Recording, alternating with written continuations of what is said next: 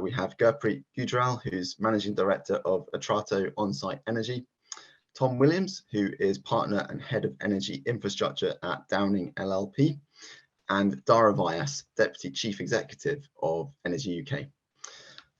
So perhaps briefly to set the scene a little bit, this is about the windfall tax in the UK. We have the electricity generators levy on renewable electricity generation and the electricity profit levy on oil and gas profits.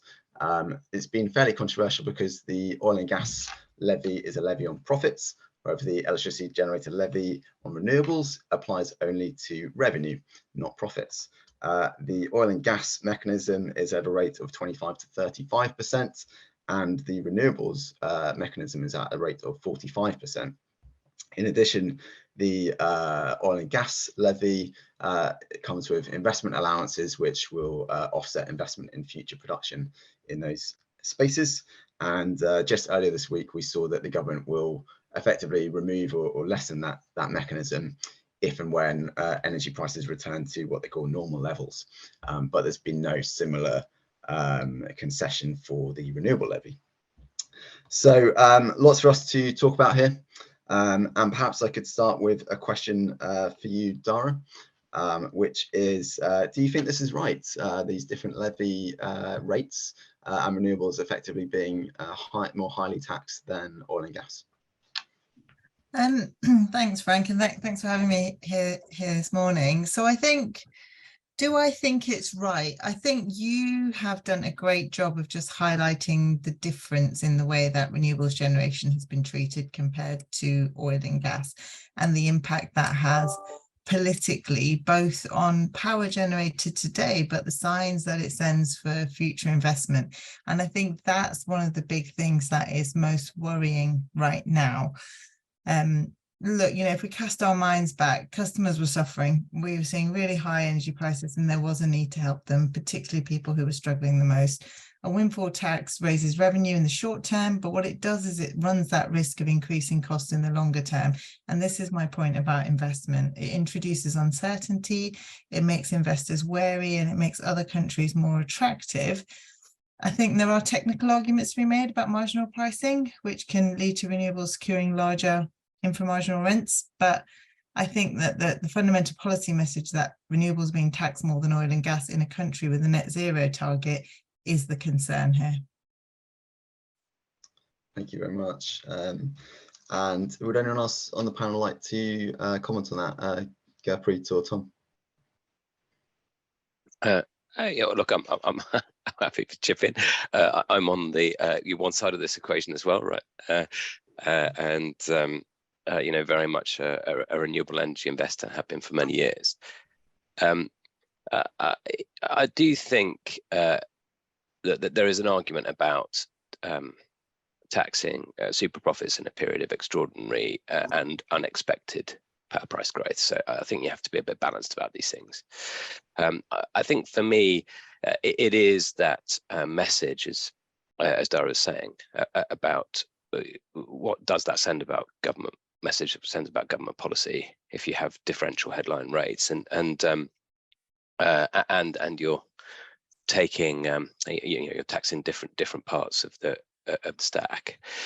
The other thing I think that we didn't perhaps mention as well was also that there are different incentives to reinvest, and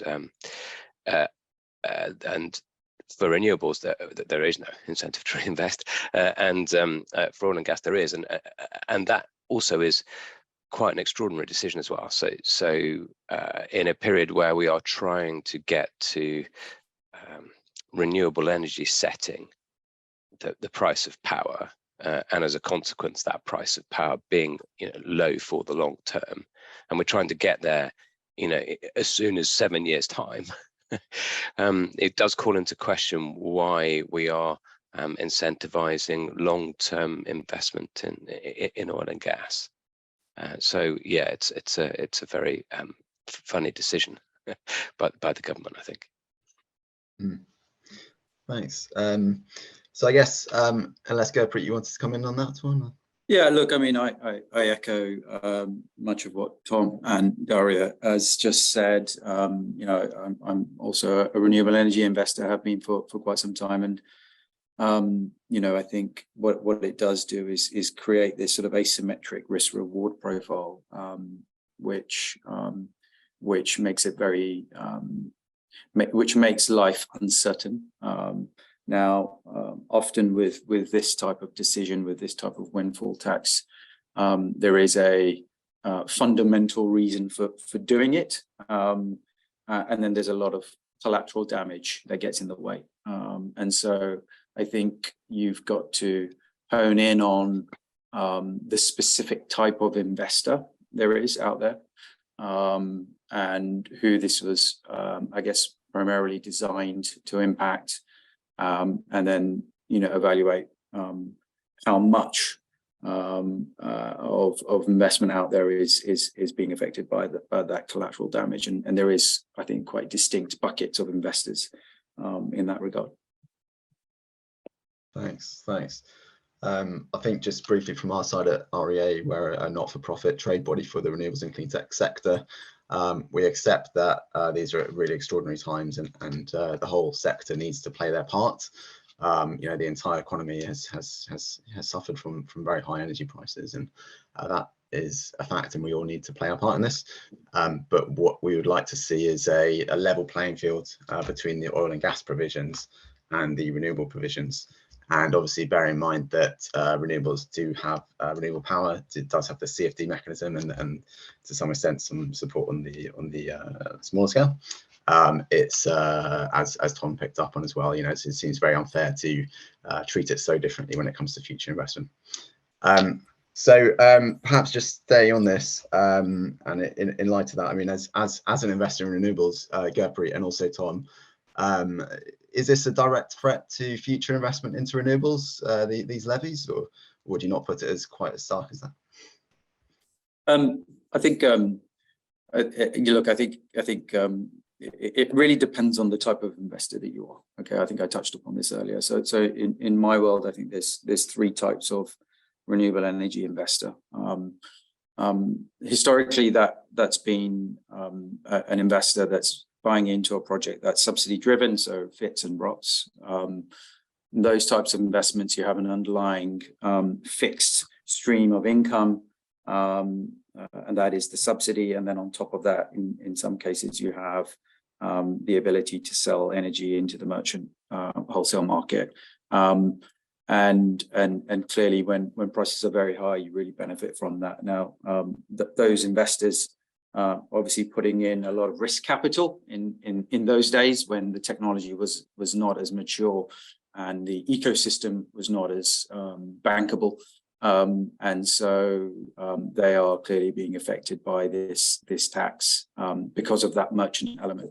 The second bucket, which is I think where we fall into, is investors that are buying into renewable energy projects that have long-term corporate PPAs that have fixed prices.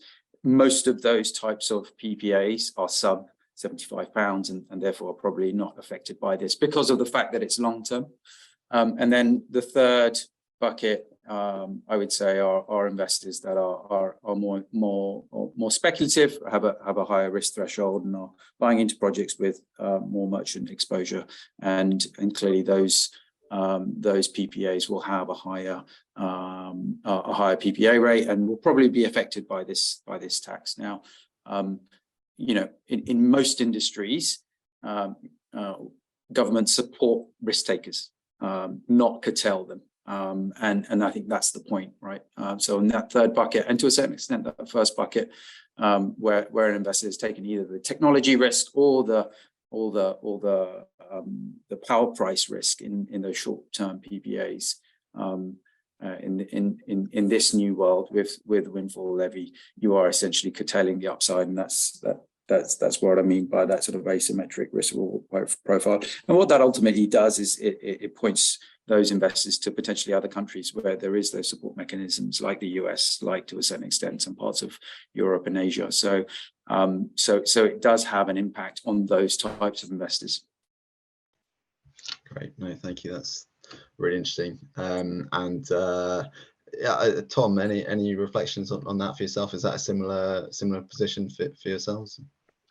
We tend to invest in a whole spread of different technologies, different geographies, different revenue profiles, actually. So as it so happens in the UK, we generally have a lot of older projects which benefit from subsidies.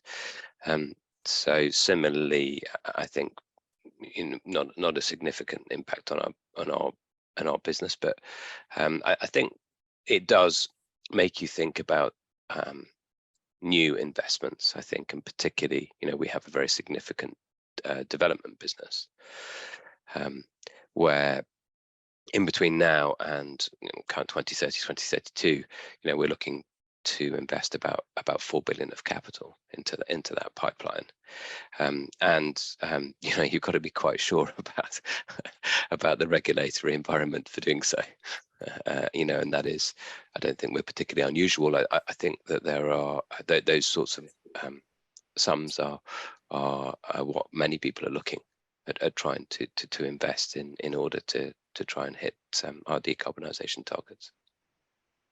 Absolutely, and without that investment, we just won't get there, will we? So, no, really crucial. Right. I mean, Dhara, what are your members telling you in this space, or what's your views? Yeah, I think really similar, actually. And I think, to save the audience hearing three people saying the same thing, I'm going to introduce a slightly different angle, and it'd be great to hear what Gurpreet and Tom think about this. So Energy UK represents energy companies right across the energy system. We represent about 85% of supply, about 95% of supply, about 85% of power generation. We've also got lots and lots of companies, right across that space. Low carbon technologies, emerging services, heat, smart charging, smart products, flex, aggregation. So it's really interesting because we look across the system. And I think that the effects of a very short period of the Truss government had a huge kind of long tail impact on the investment outlook for the UK. And nowhere is that more stark than in energy, and nowhere within energy is that more stark than in the low carbon technologies and power generation space. So, with that in mind, one of the things that happened then was the Energy Prices Act that was passed. And what that act was very necessary for was getting the support to people when prices were extraordinarily high, the highest they've been in over kind of 3 decades. And people were really struggling, and they needed the mechanism to pass in order for suppliers to be able to essentially give every domestic bill payer, and there was a business support scheme as well, kind of to get the statutory instruments passed so they could do that. Absolutely right. But there was also provision in that act which gives the Secretary of State powers to intervene in the licence and intervene in the market. Quite broad ranging powers, quite sweeping powers, often referred to as Henry VIII powers.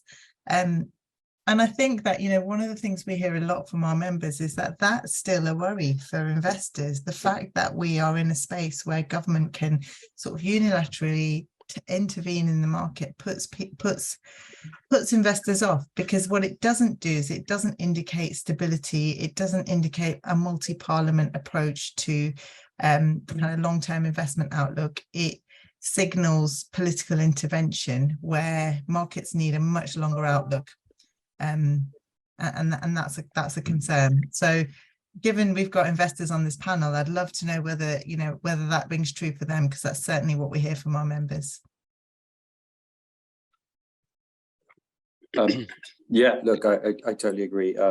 Any type of infrastructure investment requires that long-term outlook, and clearly the sort of political legislative regime needs to be stable to enable those investments. The basic principle of infrastructure investing is that you invest most of your capital in that project right at the beginning, and then over 20, 30, 40 years, you recoup that investment in a very stable cash flow basis. And clearly, if there is intervention in between, that makes it very difficult to put more money into infrastructure in that unstable market. And it's very distinct when you talk to other infrastructure investors.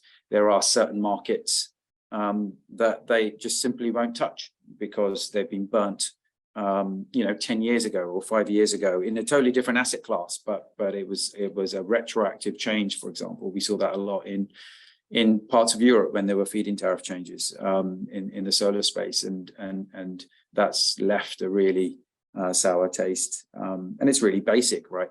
It's just having that trust in the government, not changing the goalposts after you've made that huge investment.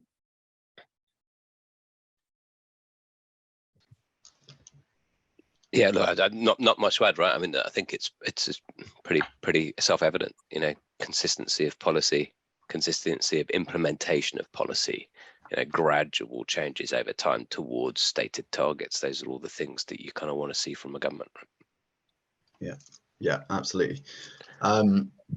So kind of moving on from this, the position is in place until 2028 at the moment. We would like to see that reduced certainly to maximum of 2026. And there's a number of other slightly worrying provisions, as Dhara highlighted. What do we need to see to kind of recover confidence in renewables investment in the UK? For each of you, what would that look like? Is it as simple as getting rid of this levy, or and obviously I'm mindful of time here, but as briefly as possible, what kind of strong measures could the government now take if we are going to see investments at risk? Maybe starting with you, Tom, as you. Yeah, look, I don't think this is about the levy, actually. I think this is a much more fundamental problem, and you can go back a number of years now to just try to work out, what is the government's actual policy? What are they doing? How are they doing it? How are they going to implement it? How are we actually going to get to these 2030, 2050 targets? It's sort of it's very, very unclear, right? And it's extraordinary that the industry had to force the government to actually get a court ruling to actually disclose what their plan was to reach the targets that they'd been stating over and over again that they were trying to reach. If you look at the Skidmore Review, which is a fascinating document, he calls it the sort of industrial revolution of our time, and he talks about how Britain, the UK more generally, has got themselves into the stream as was a forerunner of this revolution, and then really is sort of failing to grasp the opportunity as others start to overtake us. And so I think what we really need is we need to understand how they are actually going to get to the targets. What is the plan? There are lots and lots of very simple, very good suggestions out there from inside the government, from outside of the government. There's no shortage of ways to get there. I think it's just about seeing that starting to happen, actually, and having confidence that people really do have a plan. And I think that's what we're sadly missing at the moment, actually. Definitely, really agree with that. And I think the most recent plan, which they did come out with, effectively recognised that they would have something like an 8% gap in their emissions, which weren't addressed by their policies. So even the plan they do have is falling short. Yeah, well, it was also a plan to have a plan as well. So it was a sort of this is what we're going to do. This is the plan, and this is how we're going to understand how we implement the rest of the plan. And it wasn't. I don't think it's been the government's finest hour over the past sort of 18 months or so. And is that same for you, Gurpreet? Just kind of high-level policy direction backed up by specific measures, or is there anything else in particular that you'd like to see? Yeah, for me, I think it's a little bit more specific, and it's really about policy and ambition to address the grid, which I think is technically a real bottleneck for further investment, renewable energy investment in the country.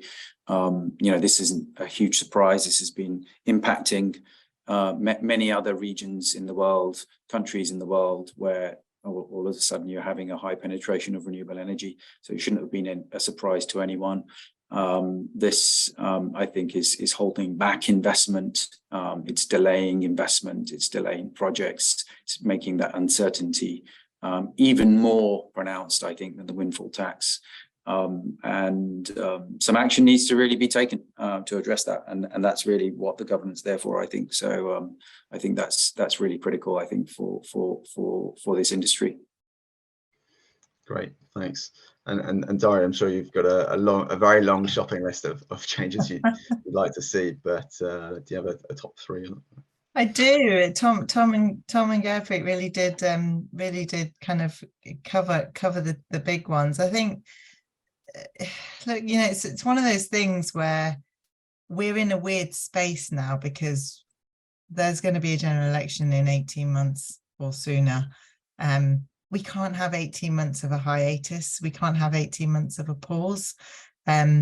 You know, the election will be fought on arguably more traditional lines than we were talking about last year at political party conferences. There was a lot of conversation about energy prices. I've never been in an environment where there's more kind of energy, kind of the buzzword, and the conversations on everyone's lips. But the reality is energy drives the economy, and if we are going to have that kind of clean, green industrial revolution, and we want to be at the forefront of it, we need to be thinking about what is Britain good at. You know, you can't necessarily mine for critical minerals here, but what we've done really well is those policy frameworks that can unlock the potential and deliver the investment we need to lead. We've exported those ideas, right? CFDs have gone around the world because of the UK government's consideration of them. We've got big things that need to keep moving despite election on the horizon. So things like REMA, the review of the electricity market arrangements, the retail market reform. If we're talking about being the cleanest economy, we also need to be talking about fixing the system so that we've got security, stability, and affordability. And the reality is, you know, there are golden threads that run through the system, no matter at which point you're intervening, or at which point you're investing, or which point you want to make a difference. And, you know, it should be about putting people first because energy is an essential service. It should be about modernizing our system because right now it's creaking. And it should also be about kind of how we boost UK growth and slash emissions. I don't think it's beyond us to be able to talk about all of these things at once and keep all those balls in the air. So I am optimistic, Frank. That's an excellent note.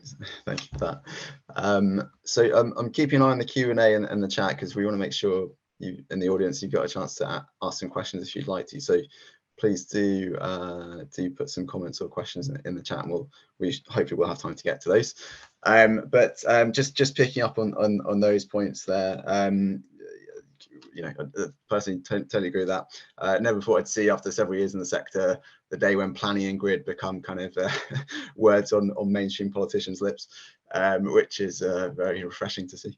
But I mean, just on this theme of perhaps grounds for optimism, but also specific things happening in the market which the UK can play a role in. We know that we're now in this kind of global rate. Well, we've always been in a global race for investment, but in particular on the supply chain for net zero, where we've seen the US Inflation Reduction Act and the EU Green Deal for Growth, both offering huge incentives to effectively manufacture and create supply chains in those locations. This is going to be a big challenge for the UK to respond to. But I mean, Dhara, do you agree that we do need to respond to this in some way? And what do you think might be the kind of UK niche in this space, given that we might not necessarily be able to afford to provide some of these big tax credits we've seen in the US, for example? Sorry, yeah, I think yes, we do need to be thinking about, you know, what is a UK response. I think, you know, specifically on the Inflation Reduction Act and the repowering the EU work, it does need to be fiscally sound, right? We can't necessarily do the same thing, and that's a good point you make. We don't have the financial capacity, arguably, but I think sorry to sound like a broken record, but unless you've got a government providing long-term investment certainty through that predictable policy environment, it is stability, it's predictability, regardless of the politics around a general election. I think, you know, it's about ruling out the kind of revolutionary reform that we might see as part of REMA. It's that kind of committing to evolutionary change. It's about that sort of stability. These are the signals that I think give investors confidence that risks are going to be reducing. The UK does have certain geological advantages, and it does have certain technological expertise as well. So I think it's about making the most of those. I think there's also something around the CFD scheme for the next generation of renewable technology programs. And there's something about the process for industry in order, giving industry the information they need to prepare for the future, I think makes a big difference. So it is about kind of some of the things we've already talked about, you know, where are we getting those indications, those plans? We're very big on ambition and targets in this country. We need a bit more than that now, I think. Indeed. Gurpreet or Tom, would you like to come in on this?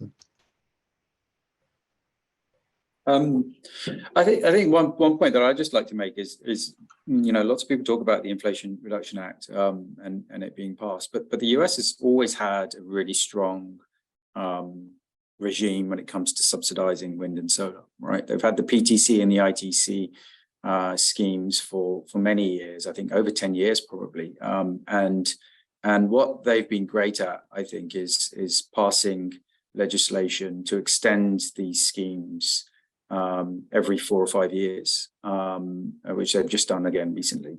And, you know, it's just, you know, really basic.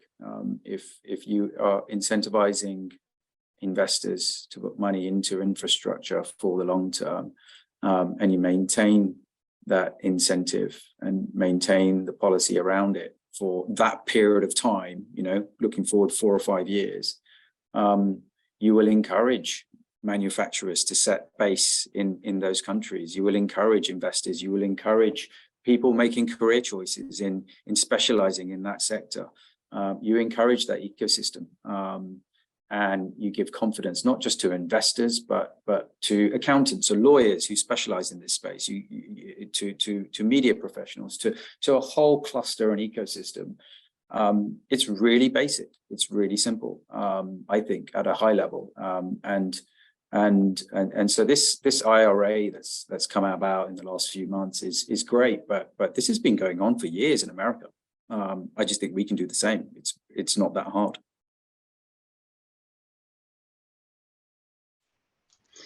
Tom, would you agree? Yeah, look, maybe a slightly different take. I agree with all of that, right? But I think I do think it is possible to find a budget for this, a meaningful budget for this, and and if we do cast our minds back, I do think that Labour has at the heart of its policy a £28 billion investment into the low carbon economy, right? So I think it'd be interesting to see how that is paid for, but I think we are still we do still have an economy of a size where we can make a meaningful shift if the government was minded to. And so I think it's again probably something that's more about showing people that this is a way in which we do prosper as a nation, and I think it's more about that, I think, perhaps than necessarily the money. I think it is just that we need to persuade people, if in fact they do need persuading, that this is the right thing to do and this is the right direction for us, and that I think post-COVID, post-Brexit, I do feel that there's a lot of pessimism around, and maybe that's a way of giving people something to focus on and build towards. Right? Fantastic. Well, that feels like an excellent note. We're coming up to bang on our allotted time.